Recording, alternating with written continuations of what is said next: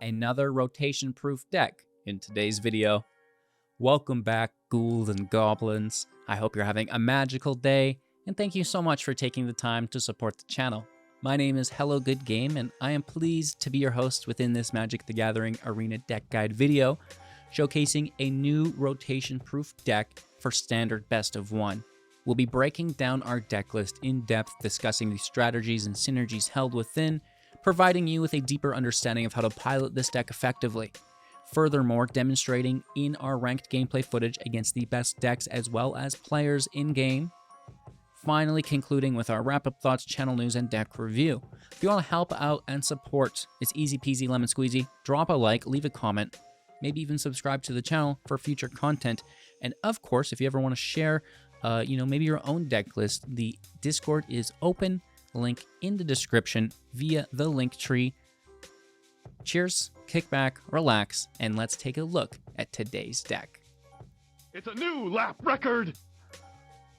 This is a rotation-proof Orzhov Humans build, and I recently did mono white humans. It didn't actually end up being a humans deck because we lose Adeline, but I do think that humans, it was just mono white aggro. Great deck, very consistent. It's only one color. On that note, we also did mono black before we get into the deck list here. Again, very consistent, very strong deck, but it left me wanting more, right? So here we are today with Orzhov Humans. This is a white and black deck, best of both worlds. And back within our human archetype, we do have some sub synergies in the build as well. Roll tokens, which is really good with Eriette, which is a human, of course. These synergies do overlap, as well as, of course, the Convoking via the Knight, and newly added, the Massacre Girl's Wither is exceptionally good if your creatures have A, Vigilance, and B, Indestructible, right? Because then there's really no downside to attacking to accumulate the Wither counters and the draw. So that's what the deck will be building around. If you're unfamiliar, we're going to break it down card by card here. Starting with the Coppercoat Vanguard. 2 mana, 2/2. Each other human you control gets +1/+0 and has Ward 1. So no matter which direction we take within the deck or synergy that we're focused on within the given hand and draws, the Coppercoat Vanguard is the glue that holds the deck together, pushing up all of our humans, right? Which is really, really nice. And then, building off of that, let's first talk about the roll tokens. The Spiteful Hexmage is if I can get to it, a 1 mana 3/2. When it enters the battlefield, create a cursed roll token attached to a target creature you control.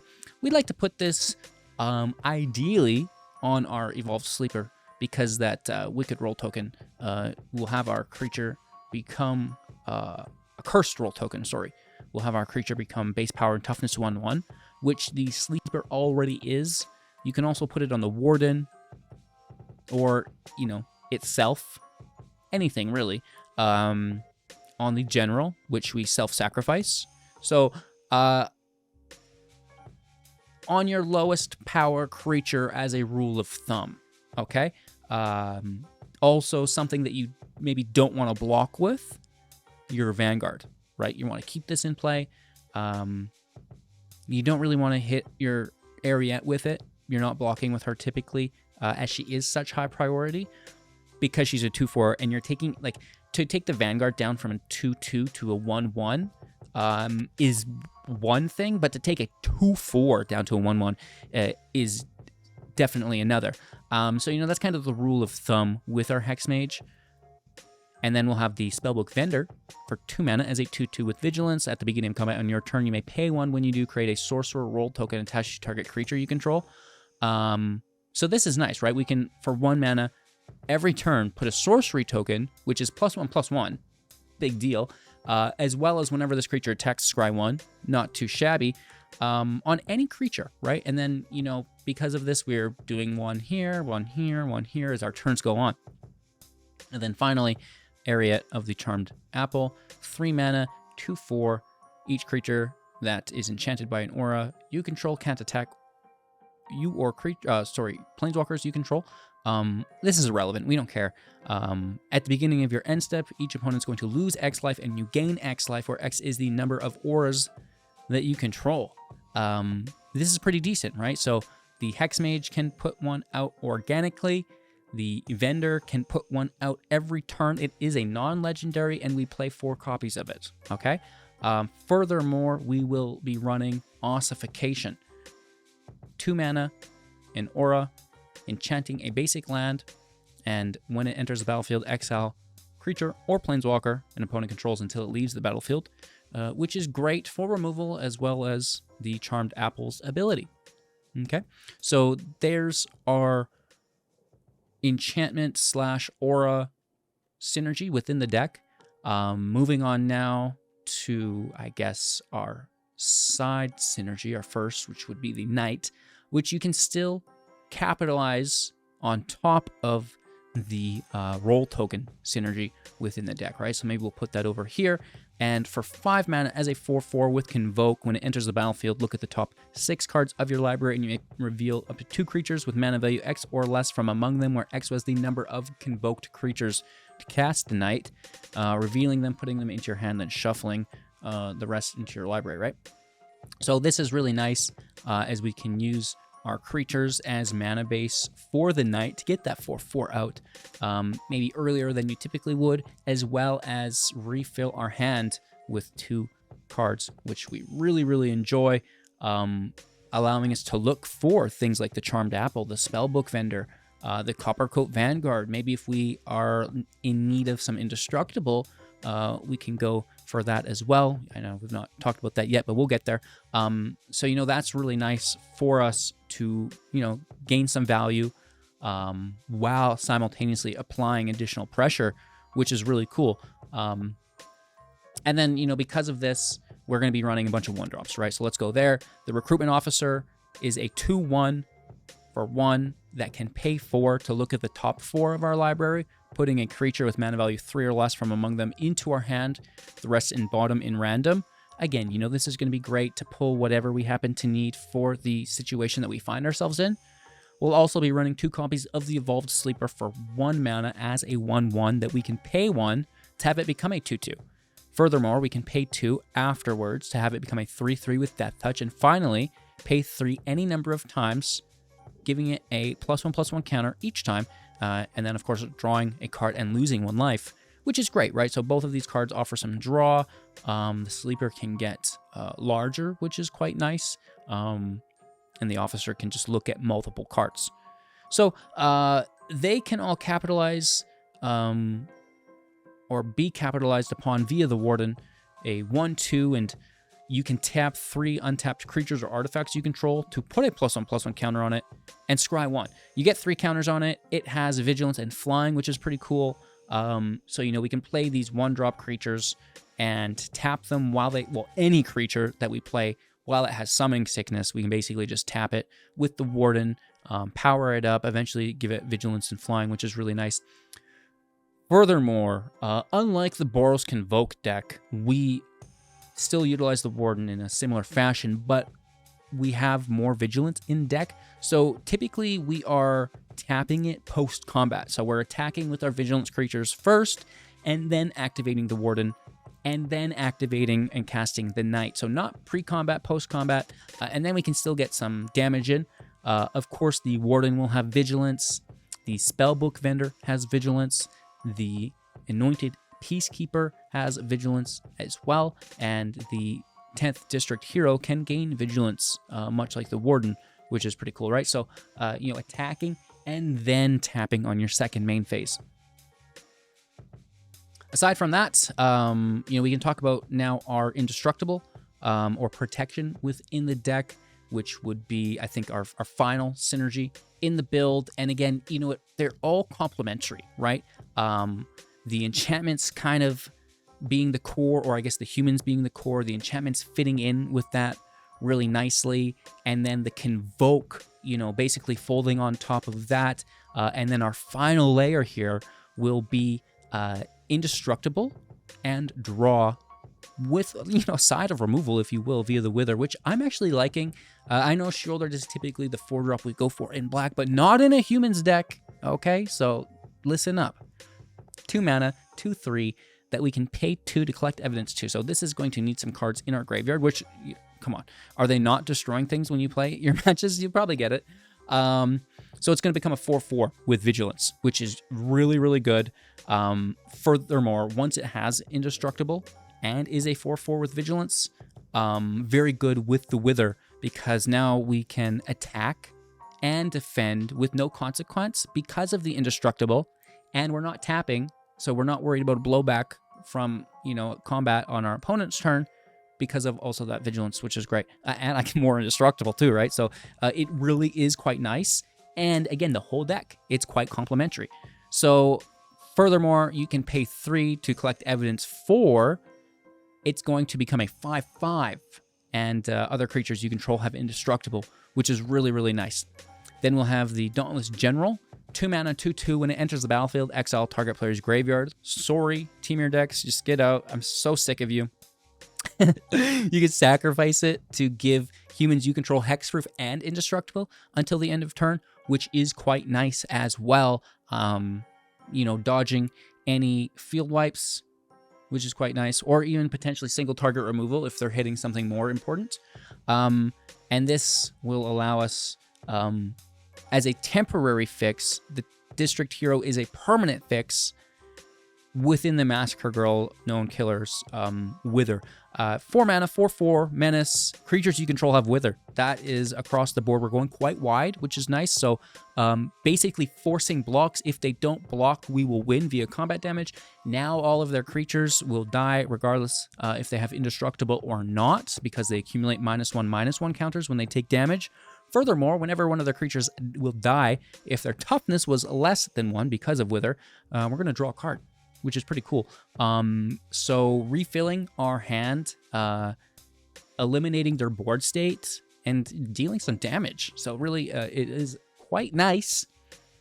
Aside from that, I think we've talked about everything. Cavern of the Souls, making our humans uncounterable, which is really good. Then the Courtyard and the Cave for consistency, and then just making sure we've got the basics for our Ossification, which is the removal of the deck. I wish that the Warden could tap enchantments. That would be crazy good. Unfortunately not, but we have enough Vigilance to make use of it. So Decklist, of course, always in the description below. And we'll play some matches now. Having a lot of luck. We're ranking up. We're killing it. And which is great to, it's a good feeling when you're not forced to use a meta deck to rank up. You can kind of, play a new deck and still have some fun with the game. Imagine that. Cheers. Thank you all so much. And yeah, let's play some Magic. Mulligan here. 3 is maybe too many. I don't mind it. I don't want to throw away our removal, though, really. But I will. Will I regret it? Most likely. There's 3 removals in the entire deck, so it's very much not focused on it. And because of this, we need to prioritize it effectively, right? Which means we don't need it on turn 2, right? We're going to not need it on turn 3, probably not even on turn 4. Turn 5, turn 6, where we know what we're looking at, the board state's been established. It's like, oh, that's a threat, that's a threat. We can much more effectively prioritize it and get optimal value from it. See? Okay. Wow, he actually knows what he's talking about sometimes. That's so crazy. No, I'm just kidding. Don't, we're going to lose this match anyways, as we always do. Doesn't matter how much you know. The shuffler is still going to ragdoll you around, right? Well, a lot of land. We should have tossed a land. We should have tossed a land. But, then you brick, right? So, oh, that's a card.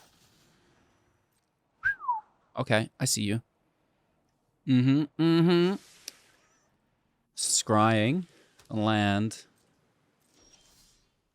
Okay. We don't have any Vigilance here, but we're still going for it. They've got the field wipe, one would assume, so we're going to have to protect against that. Do we double protect against it, or do we push up the team? Oh, we can't play them both. We go 4 lands.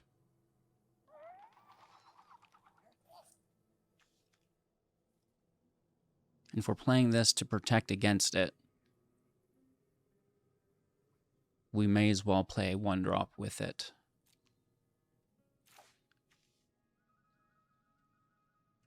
Would this be lethal? Not even close.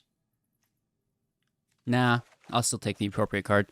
That's a hard decision. Like, the 1-drop would be good, but how do you throw away, you know, your Vanguard on a full field?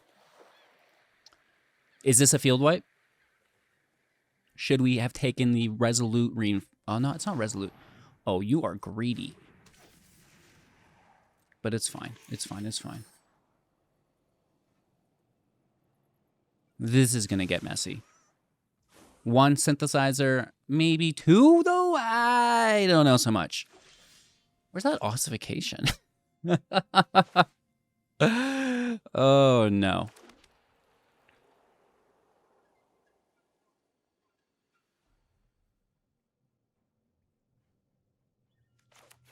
Let's see what we're dealing with.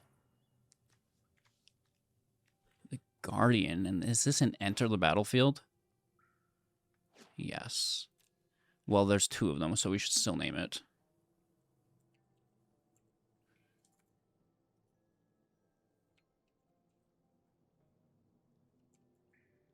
Jesus.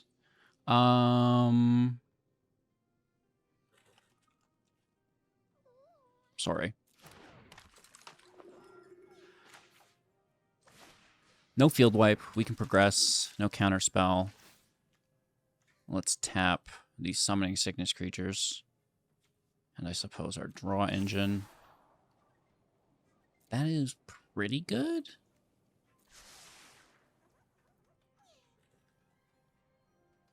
No attack.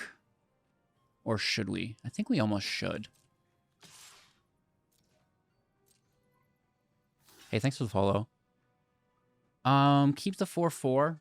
No, they can have it, and the general can protect against the field wipe. I'm in a new position to my keyboard today, so every single press is going to be brutal that I'm typing. Why bounce the 2-drop? Wouldn't they want the 3-drop entering the battlefield to trigger like a scry and the... It's a complicated world. So this mana base is perfect.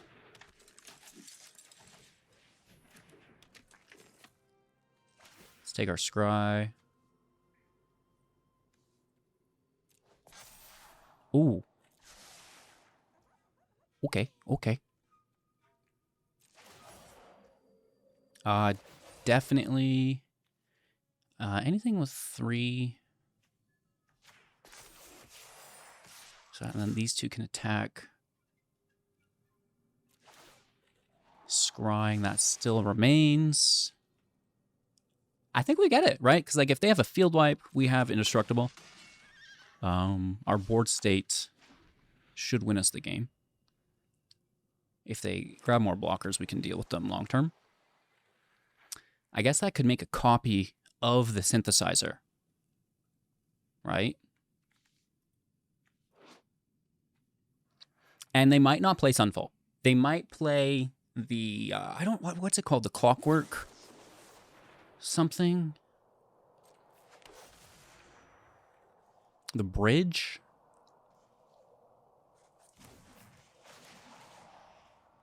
It's like the artifact 2 or less wipe. That's so good. Ooh. Re-synth out. Nice. They're tapped out, though, right? That's going to be their whole turn. I don't think the Guardian attacks, right? It's going to want to defend for sure. And then, you know, those 3 defenders are going to be hit with Wither, which is pretty cool. We'll get the draw most likely off one of them, and also, I think, lethal. Going first, you know, I mean, I guess it's as good as we can expect it to be or really hope for. I think we play Vendor 2, try to pull a third. Ooh, an Ashiok. So this is like a control deck, right?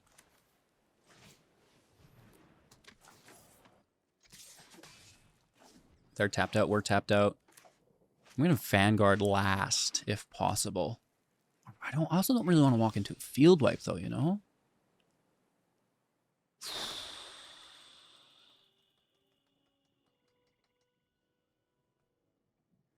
Could be a counterspell here. This would be the most appropriate playline, as it doesn't overexpose us.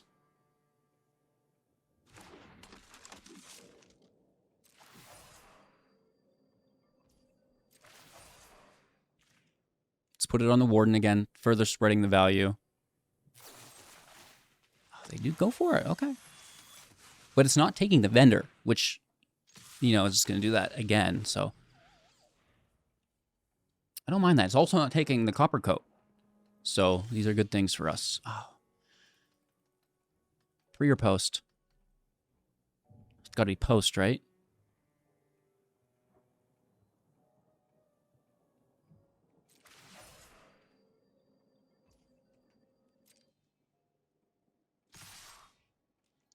Take a swing for 5. No interaction. Oh, man. Do I double play then? Protect from counterspell? No, just walk into it. Like you always do.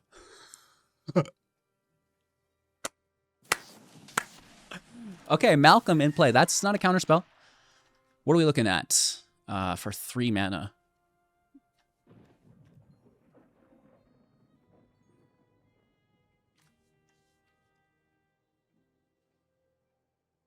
Urza on 5?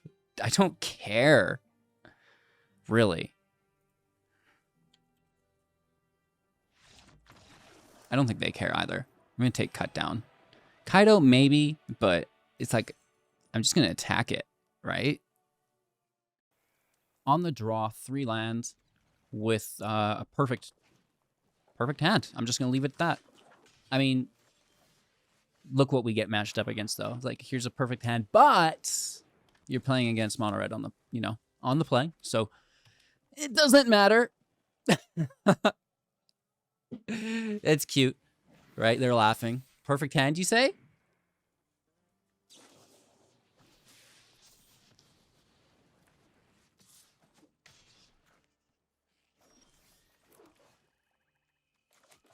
This is a better defender.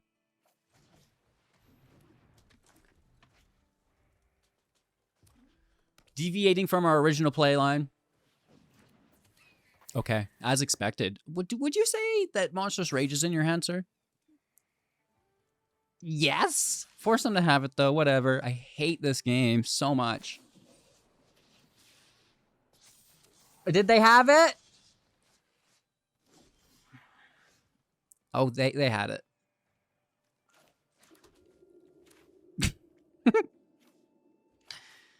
Again, a better defender for us here. This is potential life gain too, though, right? So maybe I don't want to prioritize it as a blocker. I don't think it matters. I'm pretty sure we're dead this turn, but... Okay, no block. Even if I wanted to! Down to 3? What?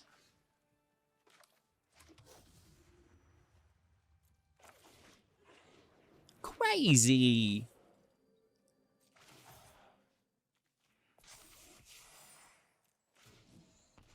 Up to 4! It's not enough.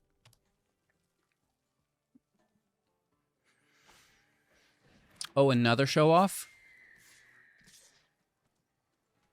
With a non-creature on top for lethal? Secondary Monstrous Rage? No? How do they not have it?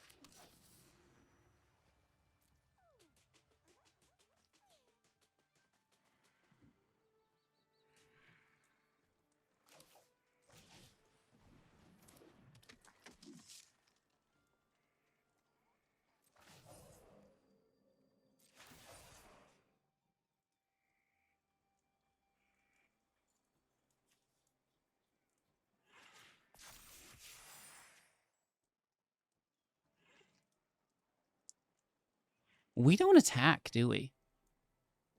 We just defend.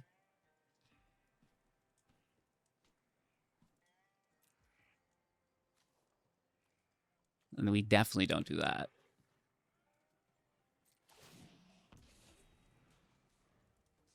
Any non-creature, we're dead. Yeah, okay, good game.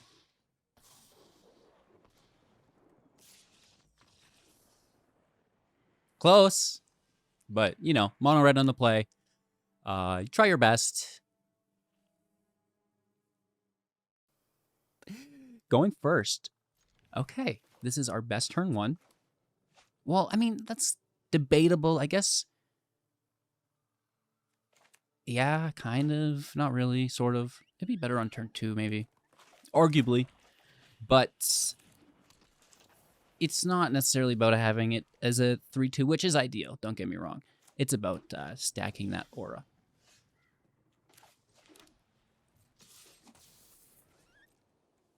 Okay. This looks nice. 1, 2, 3, 4.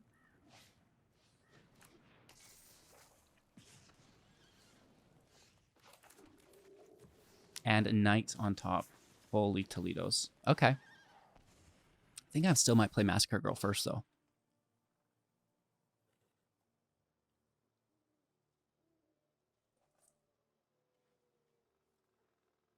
Eriette takes priority for removal. I'm going to snag that immediately. It's as high of priority removal as it gets. Double Strike. Connive. Ooh. Ooh.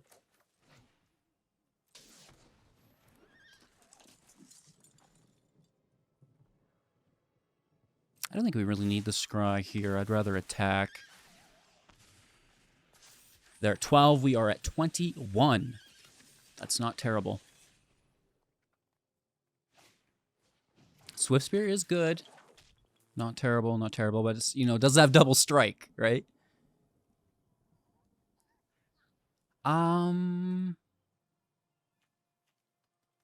Force them to have it? Nah.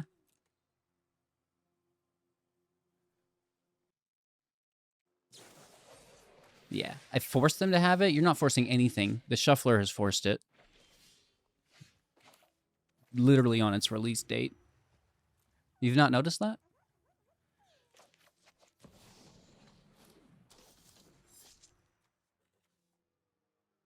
I think almost, right? We have for 4, 5, 6. That's quite good.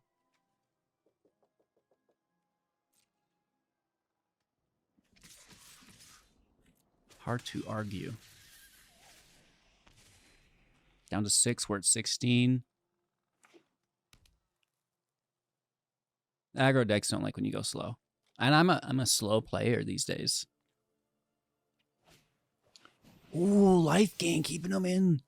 Keeping them in. Okay, up to 11. Nice. Wither could get through that, but I don't want to lose it.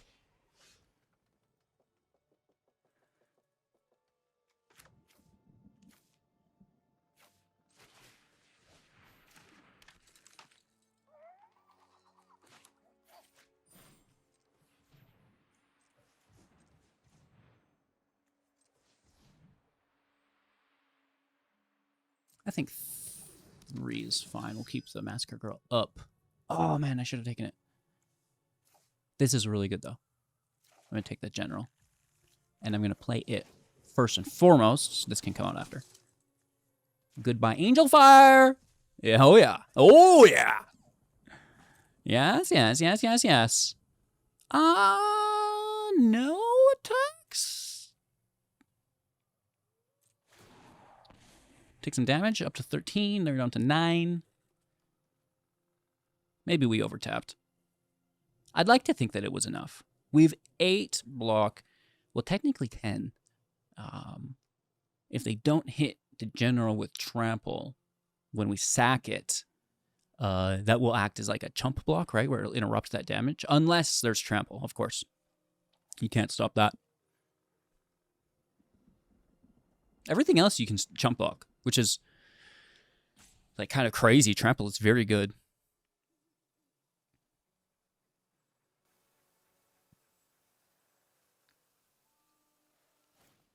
Another. Oh my gosh. Becky, look at that life gain. It's just so big. Oh yeah, well, we can get it. And we shall.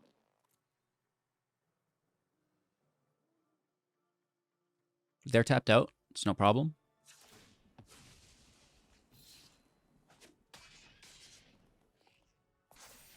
The Wither triggers and removes it, even though it has indestructible. Uh-oh.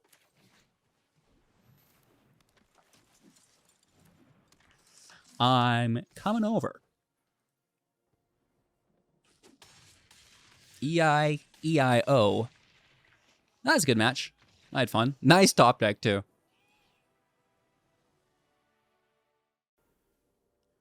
Fantastic.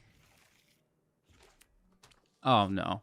Every time you get a good hand, this is what you meet. Mono red on the play.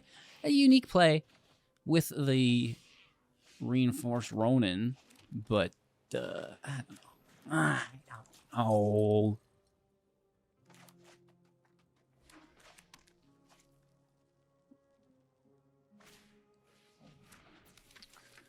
Let's just accumulate if we can. Ooh, doubling. I mean, yeah, see, they're not bad, right? It's nothing I'm doing. I need life gain.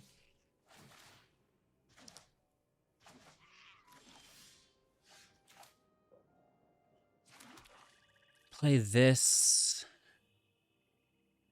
And then next turn, another with a 1-drop.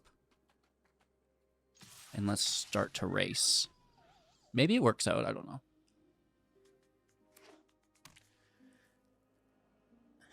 I don't know. Any mono red on the play is just like almost too much tuna, you know? Don't you dare.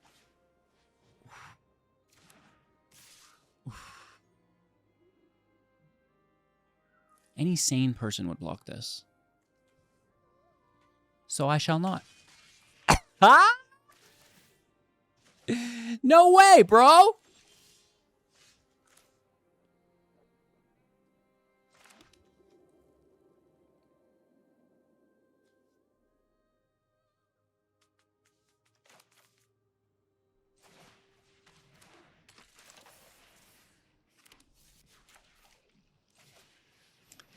Up and away. We were at 9.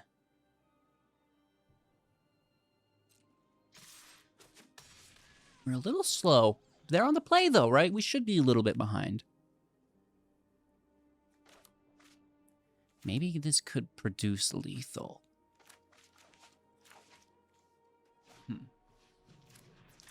We defend this. Right? The mage just gets in front. 3 of them? I'm telling you, this game is ridiculous. Oh, well, if you're tapped, did this enter the battlefield this turn? Hitting for 6, 1 mana, 3 damage? I don't think so. I'll allow it. Oh, they do have 1 mana. It was a legendary land, right? Pop. Pop, pop, pop. Good game. I mean, it is a good card, but I don't think you'd want to only play that, right? 3 lands going first. Well, I mean, there's a couple of my favorite things here. No 1-drop, though, and that's a bit of a bummer. If I'm being totally forthright, I suppose. I probably want to play the, depending on what they are, the Peacekeeper.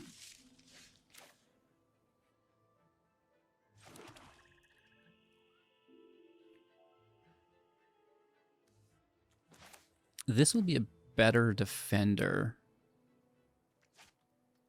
but also irrelevant right now.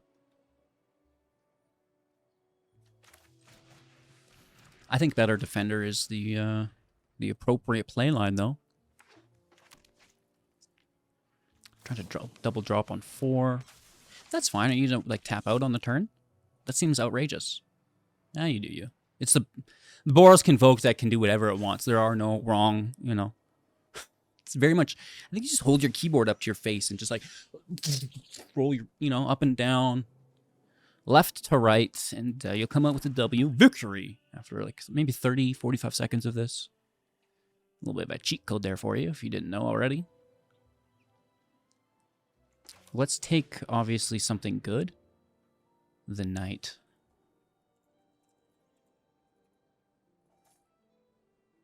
Right? Knights. Oh, it's Knight-Errant.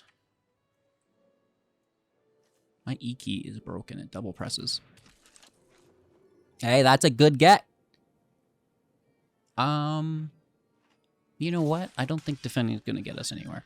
I don't want to lose the Peacekeeper, and we'll probably just defend a 2-2 or something. Right, it's going to be the call. That's fine. I don't even know if they do attack. They might not. It'd be silly not to, at least with the 1. Then they're tapped out, though.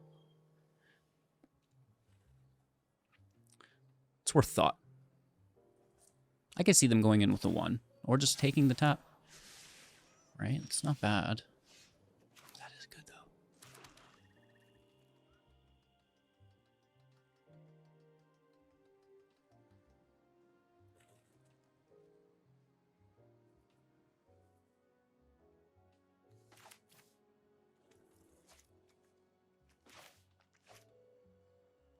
Only 1 white source. We're not double casting. I almost did it. Number 3. This is a draw. We could pick up another white source. It's that our land here is not great, but unlikely that this is a common outcome for that land draw, right? We've got a lot of dual lands in the deck, so it happens sometimes, but those knights are good. They do have to pay 2 for them at least. So 1, 2, 3, 4, 5, 6, 7, if they wanted. They're in the air. I need an ossification now. Ossify me! No, but that, I guess, is part of one problem. That's a good defender.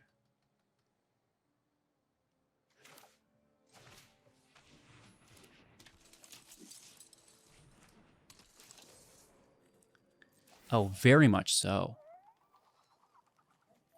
And then we take it, right?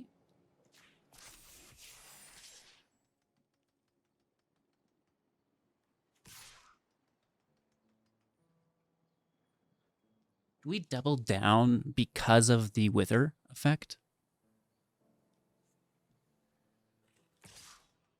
Am I overextending? Yeah, but once you get Massacre Girl in, that's what you'd want to do, right?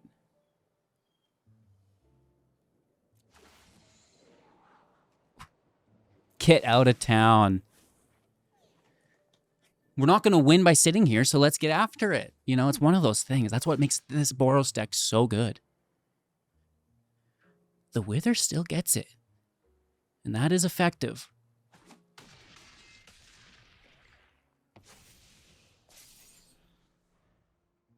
Not terrible.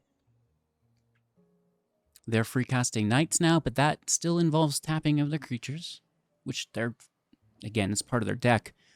I'm hoping we can get another aura off the top. Eriette with another aura. Ah.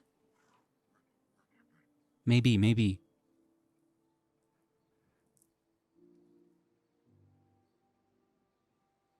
We'll see.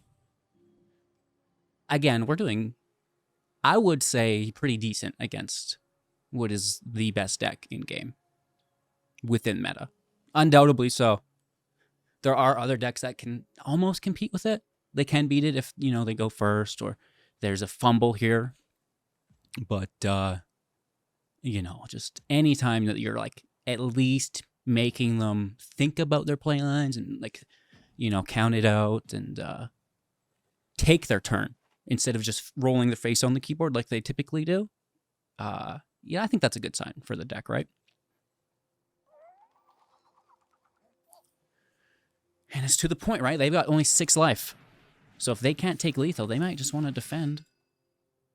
I would be worried about a Gleeful Demolition.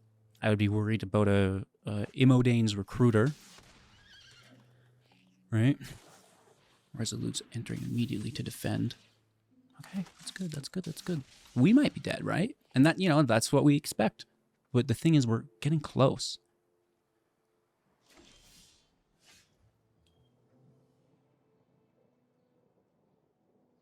You're going to London. Okay? You're going to London. I'm going to London.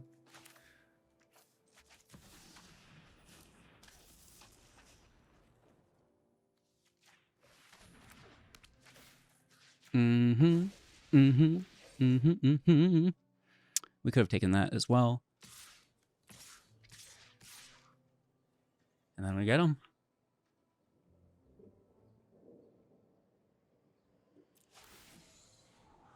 Land goes. I think we would have been in a good spot even without it, thanks to the vendor. Right? We could have just used its ability for another roll token. But this is still lethal, right? They clear the one roll. Well, we draw a bunch, which is not great. But we still have Ossification in play for lethal. Knight. One drop. Not so funny, is it? LOL. A good game. We're ranking up with it. So, you know, like, it's hard to win games when you're not using all of the cards in the format, these rotation decks. So it's a very good sign that we're ranking up with it. Let's let it rip, Randy. This is always nice.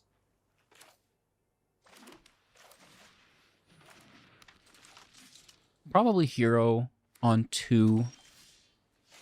Oh, most definitely. Let's hit for 1.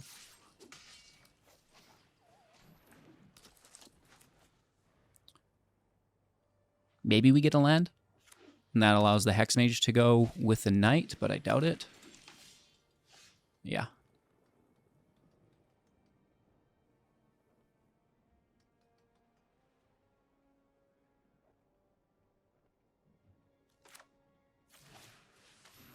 Do you think they double block this? They might. They don't block at all. So it's not a lockout?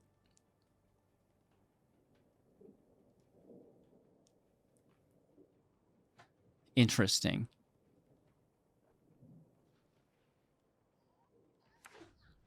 Esper.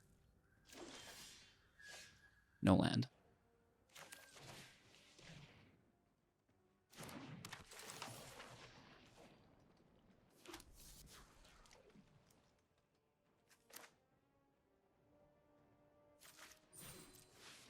Counterspell?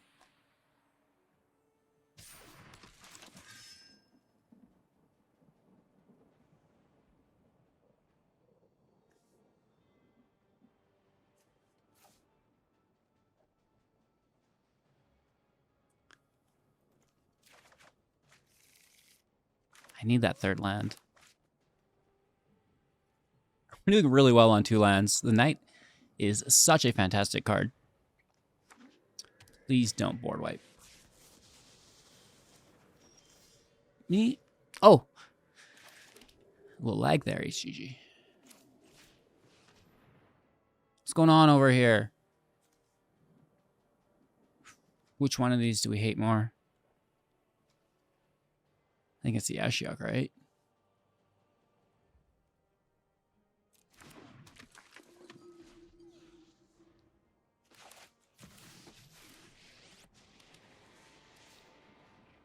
Oh, interesting. Oh, Planeswalker City. Which means more board wipes.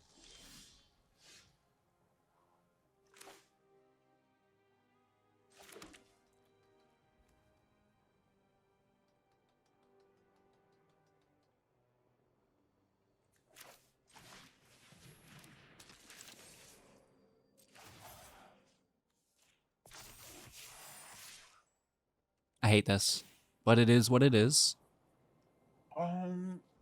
Don't I want to land?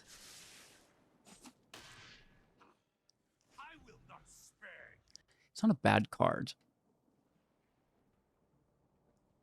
But if I could double drop, that would be, I think, far more optimal. Furthermore, if I could get 1, 2, 3, 4, 7 mana, then I'd be having much more fun.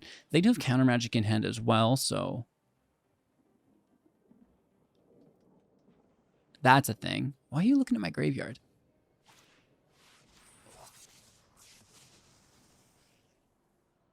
Okay.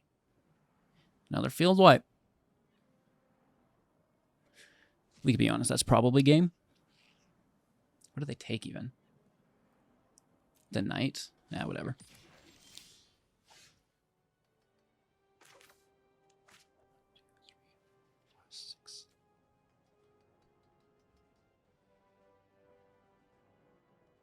Don't we have to double cast?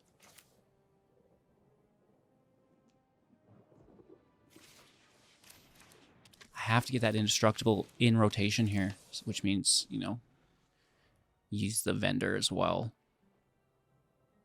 Here's a plus. It has to be a plus. 4 damage on attack.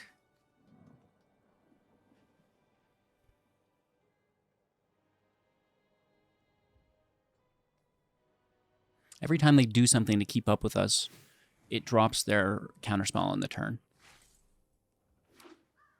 Land is good for them to double play. They still have 3 mana up. This makes a blocker. Gains life. Nope. Stops an attack.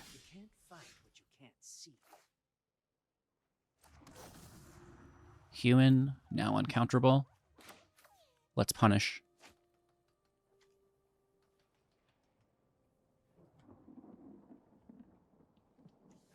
This is a 3-channel.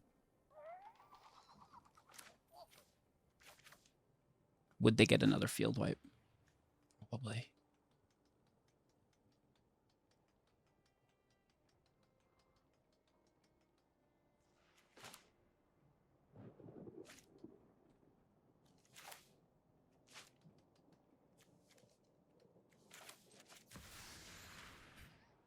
We have to go for it.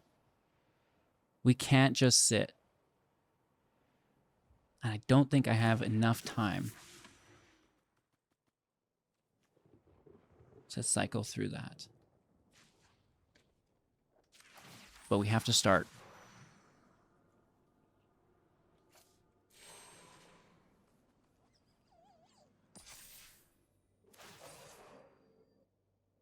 We can't attack because of Nganjo, so we just push into the hero. They cycle. There's no damage here. So as long as we dodge a field wipe here, which would be the 3rd, thank you for the follow, we would be okay. They've a draw, upkeep, and 2 more. God. Let's see you deal with this. What were the chances?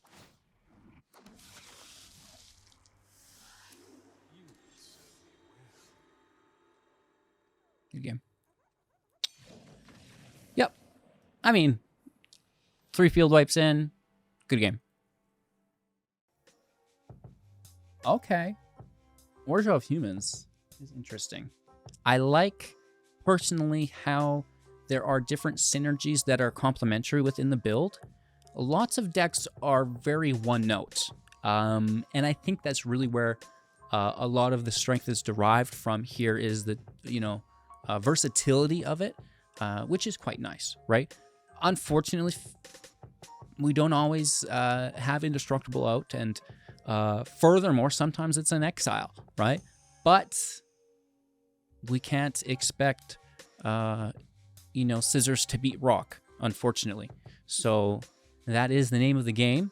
Play the odds. Our best bet, of course, is to tax it with the Peacekeeper. I may have forgotten to talk about this card in the intro as well. 3 mana, 3/3 Vigilance. Look at their hand, which is great. Choose a card. They can cast that card, but it will cost 2 more. Furthermore, you can also the activated abilities of that card. So if you want to name a Planeswalker or something, which is pretty decent. So, you know, really good tax on the Peacekeeper, which is how we would protect against the Sunfall, right? Of course, the hero and the general protecting from the destroy. Peacekeeper against the exiles. So, you know, that's how we're rolling. Making sure to mention this card since I think we forgot about it on the intro. But, you know, other cards I was considering, we can talk about that too, right? Resolute Reinforcements, which I just deleted. You know, unfortunately, the token's not a human. Token's a soldier, but it's still good. You know, it's 2 bodies for the knight, which would be fine. The Novice Inspector might be better, though. You know, the clue token's quite nice. We don't mind it. Aria's Oathsworn can collect cards and tutor. I don't mind. I've always liked this card. I think I'm going to play. I hope knights become a thing. Yes. Furthermore, if you were running into life gain, I guess Knight of the Dusk Shadow would be pretty good. Delney to double the ability of the Charmed Apple. We could get weird with it, but I don't know, like, that single facet is very easily interrupted, right? And that's, I think, where we have that luck here. Maybe enchantment removal if we need it, you know? Third path, definitely not bad. Could be good. Probably a sideboard card, but still, you know, it's a thing. Gumdrop, honestly, could just go in the deck, you know? The 3-2 with lifelink is good. If you push it to 4-2, even better. There's just so much aggro out there that the lifelink is, you know, it's a thing that we consider.